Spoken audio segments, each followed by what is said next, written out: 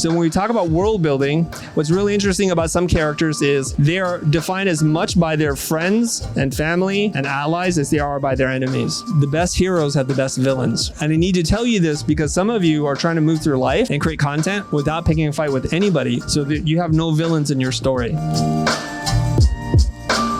I've noticed something in the last 5 to 10 years, superhero films and comic book related intellectual property has dominated. Whether you like that or not, it's a reality, right?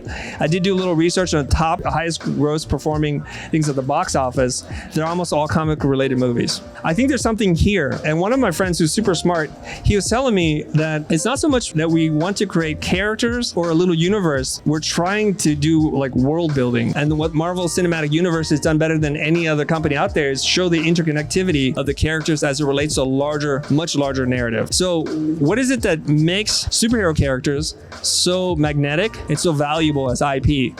Why are some characters more popular than others? And what can we learn from these characters who are fictional? What can we apply to in our real lives? So I'm going to go through that. I'm going to show you a little bit of my comic book nerdom here, and we'll talk about Spider-Man, Peter Parker. Now, I've noticed a very specific patterns with the ones that are the most popular versus the ones that you barely know anything about. And hopefully, by the time we're done, you'll draw your own conclusions as to what you need to do and what steps you can take. Now, there's a couple of things. Every character, you, me, every superhero character has an origin story, a defining moment, and a moment when they've transformed. So do you know Spider-Man's origin story? Origin story meaning like the birth, his parents, his childhood. Well, his parents, he had parents, he was born, and then they died in either in a car accident or a fire. It changes depending on the author. Yes. And then Well, pause right there. Everybody, did you guys know this?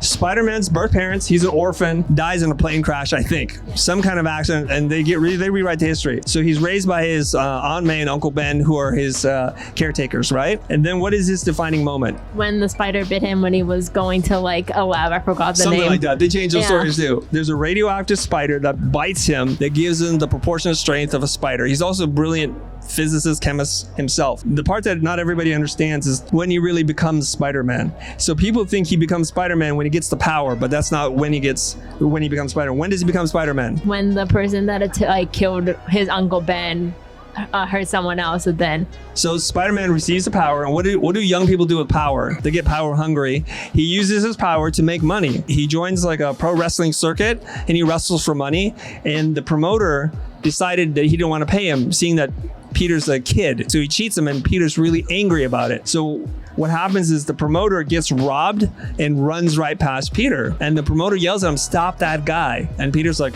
he's bitter. He's angry. He's like, "I'm not gonna stop him. You didn't even pay me." Later on that day, Peter goes home. There's a crime scene. There's a police line. His Uncle Ben's been killed, and they caught the guy. Who would that guy be? The very guy that he could have stopped so easily with his newfound power. And then the words of Uncle Ben ring through his ear for the rest of eternity, I guess. With great power comes great responsibility. And then he makes a promise to himself he'll always use his power for good and not for self-gain. That's the moment that Peter transforms and becomes Spider-Man. Very clear story. I want you to think about your story now and think about the people that you know really well that have a strong personal brand. Do you know their origin story? Do you know their defining moment?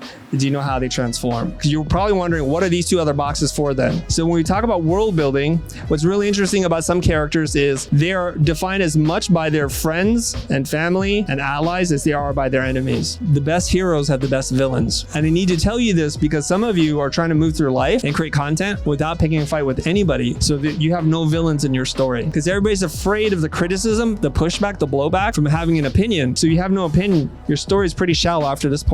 You can't have true fans without true critics. So you have to learn to find who the villains are in your story, and you have to tell that story over and over again. And you have to be clear about that. To have a strong personal brand, I think you have to have 4 main areas of interest, okay? So we just went through the story part.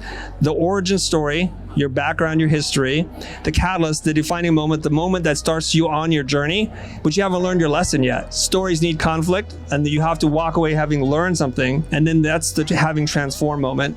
And this is when you leave the ordinary world, this is like Joseph Campbell language, into the new world, and you cross that. So Spider-Man having that Uncle Ben dying moment changes that can never be the same person again. So if you learn nothing else from today, just start working on what your 3 parts of your story are: your origin, the defining moment, and having transformed. transform. My defining moment is my friend Jose invites me to create content on YouTube, which I reluctantly agreed to do. The last thing I wanted to do was get in front of camera. I love teaching, I just don't like to be in the spotlight. It's kind of weird, I know. My having transformed moment was having gone through the entire process, going through a rough breakup with my former mentor, Jose, and business partner, and then learning how to do this on my own, and then finding that this was more important to me to teach and empower other people than it is to make commercials and music videos for a living. And then I find my story, my art. So my mission is to help teach, and the more lives I transform, the strange thing is the more money I make.